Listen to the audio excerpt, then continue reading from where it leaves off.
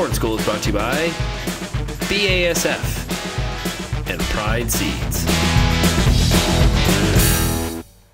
Bernard Tobin on the Corn School today down near Staffa, Ontario, talking to Mark Brock. How's it going? We're good. We're good. Sun's shining, so we're happy. The sun's shining. I know. I've been following your vlog. Tough spring for everybody around here. You got a lot of crop in, and just make the most of it. Yeah, you know, I think it's one of those things where every year is different, and you know, we expect a different spring than we had last year, but I think everyone was a little bit caught off guard with how wet this spring was and how hard it is being get crops in. We're very fortunate where we are. We've actually done quite well. We still have crop to get in, but considering other areas of the province, we're pretty happy. We're in a cornfield here that actually looks pretty good, so I can't complain. And I want to talk about this cornfield because it's strip tilled. Yes. And you started strip tilling 2015. Let's talk about, you know, this system, how it works for you, how it's worked this year. What did you start it for?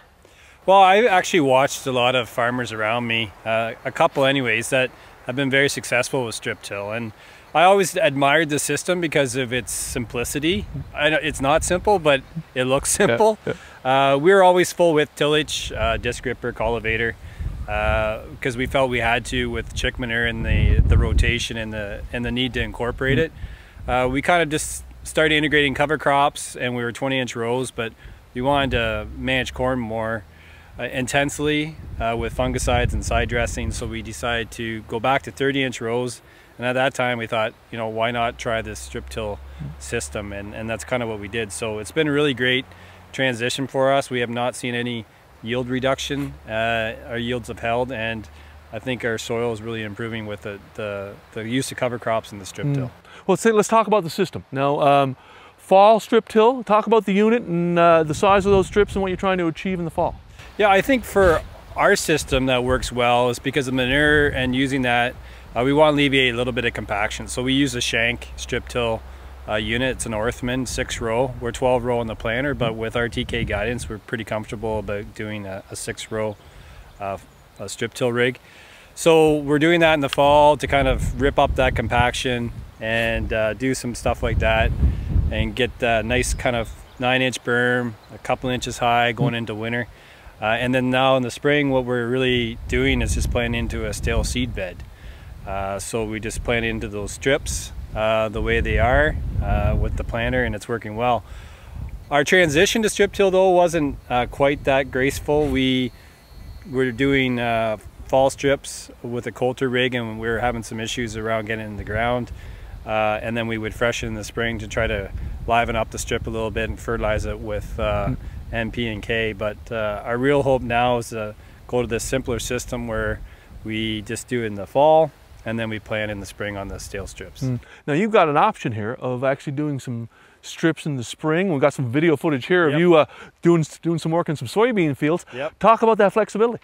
Well, I think a friend of mine and I just saw the real need to either have a tool in our kind of war chest for weather and different situations where we could make spring strips. And he had a Yetter strip freshener. He had 6 units.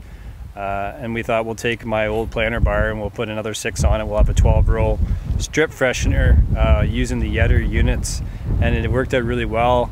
You know, in that soybean stubble where we planted corn, I'm really happy with the results and the emergence there. So, you know, that was just soybean ground that we stripped, and if we get really desperate and then feel the need to freshen some strips in the spring, we can, but we haven't felt we need to on these fall-made strips in the wheat stubble. Yeah, you talked about, I guess, you know, it's not a bit. You're not chasing yield here. You're chasing efficiency. You're eliminating a lot of passes over this field. What is your I guess your program look like now with strip till? Well, you know, I think for us, we really won, to be honest. In our system that we've created here, we have you know, manure from the chicken operation that we can integrate into the system. We're putting cover crops in there, helping with organic matter and micronutrients. You know, uptake too, with the chick manure applied, and then we're making those strips where that's the first pass and the last pass before planting or planting, and we're seeing the same yield. So we're putting money in our pocket because our expenses are going down. So I don't get caught up in how much your corn yielded. To me, it's not per acre, and with this system, we're making more per acre. Yeah. You talked about, you know, the soil temperature in those strips. Yeah. Talk about this year, cold and wet. What did you see in those strips, you know, from a beneficial perspective? Well, what we saw was just an increase in temperature. We're seeing 3 to 4 degrees warmer in the strip versus in the, you know, the row between, in the area between the rows or between the strips. So, you know, those unworked areas in the soil were dark, but our strips were grayed off and dry because they were raised a little bit, and we're actually able to go in and plant a little sooner than we thought we would be able to, especially if it was a full width tillage system. We'd have to cultivate it, pick stones, cultivate it, you know, that kind of be like a day process, 2 days, depending on, well, with the spring and the way it was. This year we're able to just go in, plant into warmer strips and drier strips than the rest of the field, and quite happy with the emergence that we're seeing. Yeah. So it worked well. You talked about 1 to 2 days, and that one to 2 days is like gold in a well, this year spring like it was hours. It was hours. Yeah. So, you know, it was nice because, you know, if you decide to plant corn at 7 o'clock at night, it's just me. Yeah. So I can go out and plant corn. It's not like I'm like trying to rally a whole bunch of troops like, okay, we gotta get cultivate, we gotta get stones picked, we gotta get fertilizer on, we gotta do this. It's just like, hey, Mark, let's load up the planter and go. So yeah. The simplicity of it actually was nice this spring. Final question: where does this fit in the future? Give me that 5 or 10 year blue sky question. Where is strip till going to be on this farm, your acreage, in the next 5 years? You know, a lot of people say, why don't you push a little bit farther and go to no-till corn? I just think for us, we like to have that temperature. So, you know, as we talked about the difference in the strip being warmer than the rest of the soil, I like that. We try to get corn in early. We try to, you know, get as much bang for our buck, push some maturity on the hybrids that we grow. So I think strip tills, I love the system. It's here to stay. We might experiment a little bit more with some no-till corn, but I just really think this is a system that fits well for us. Awesome. Hey, great story. Thanks for taking the time. We're going to come back a little later in the year. Maybe we'll check in and see how you do. In the meantime, people can follow you on your blog, right? Yep. Yeah, we.